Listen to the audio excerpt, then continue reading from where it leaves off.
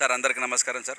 నా పేరు లక్ష్మీశెట్టి కృష్ణప్రసాద్. నేను నంద్యాల జిల్లా డోన్లో 19 సంవత్సరాలుగా న్యాయవాద వృత్తిలో ఉండి ప్రాక్టీస్ చేస్తున్నాను సార్. నేను చివరి సంవత్సరము డోన్ బార్ అసోసియేషన్కి ప్రధాన కార్యదర్శిగా ఉండడం జరిగింది. నా దురదృష్టమేమో మరి నేను ప్రధాన కార్యదర్శిగా ఉన్నప్పుడే అనంతపురంలో శేషాద్రి అనే ఒక న్యాయవాదిని చంపడము, అలాగే కర్నూలు బార్లో ఒక సీనియర్ న్యాయవాది వెంకటేశ్వర అనే అతన్ని చంపడము, మరొక దురదృష్టం ఏమంటే మా బార్లోనే ఒక శ్రీనివాసులు అనే అతన్ని ఆ పోలీసు అత్యంత దారుణంగా కొట్టడము.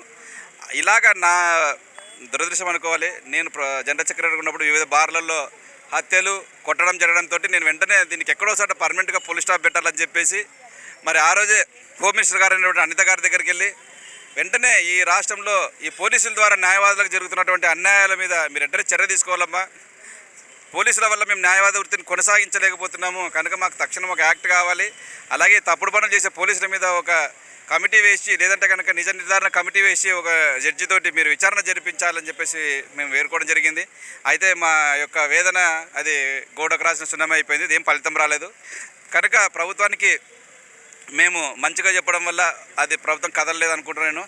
కనుక మేము ఉద్యమాల ద్వారా ఈ ప్రభుత్వాన్ని కదిలించి మా న్యాయవాద సోదరులందరికీ కూడా ఒక శాశ్వతమైనటువంటి అడ్వకేట్ ప్రొటెక్షన్ యాక్ట్ తీసుకురావాలి అని చెప్పేసి దీని మీద రీసెర్చ్ చేసి, అలాగే ఈరోజు రాజస్థాన్లో ఏదైతే ఇంప్లిమెంటేషన్ ఉందో ఆ రాజస్థాన్లో ఉన్నటువంటి ఈ ప్రొటెక్షన్ యాక్ట్ మీద మేము సెర్చ్ చేసి దాంట్లో ఏమైనా లోపాలు ఉన్నాయా, దాంట్లో ఏమైనా చేర్చాలన్నా తీసేయాలని చెప్పేసి ఒక నివేదికను కూడా ప్రభుత్వం ఇచ్చడం జరిగింది.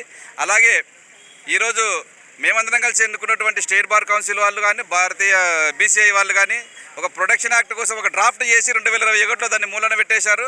దానివల్ల కూడా మాకు ఎంతో నష్టం జరుగుతుంది. కనుక మేము కూడా ఒక సొంతంగా యాక్ట్ ఏ విధంగా ఉంటే బాగుంటుంది అని చెప్పేసి మేము కూడా ఒక యాక్ట్ తయారు చేసి ఒక డ్రాఫ్ట్ రెడీ చేసి ప్రభుత్వానికి కూడా అందజేయడం జరిగింది.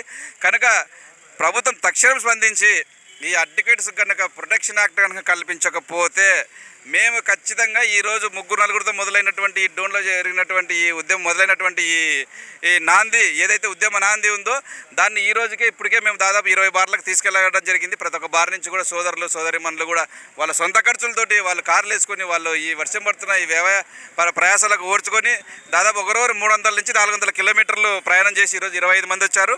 ఇంకా 15 మంది జర్నీలో ఉన్నారు. వాళ్ళు కూడా సాయంత్రానికి చేరుకొని రేపు జాయిన్ అవుతామని చెప్పారు. మహిళలు కూడా వస్తున్నారు.